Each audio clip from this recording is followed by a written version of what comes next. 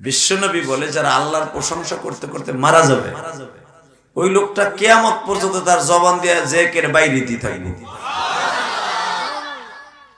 আপনি দেখবেন আপনার বাড়ির পাশে, আপনার বাড়ির পাশে সেরেজ গাছ আছে, গাব গাছ আছে, নারকেল গাছ আছে, ডাব গাছ আছে, আম গাছ আছে, আছে না নাই? দেখবেন বুড়া বুড়া পাতা জিকির করুক বা না করুক, কচি পাতাগুলো জিকির করে। কথা বল না কেন? দেখবেন বুড়া পাতায় জিকির করে চান্স পায় না, জানেন একটু ভারী হয়ে যায়।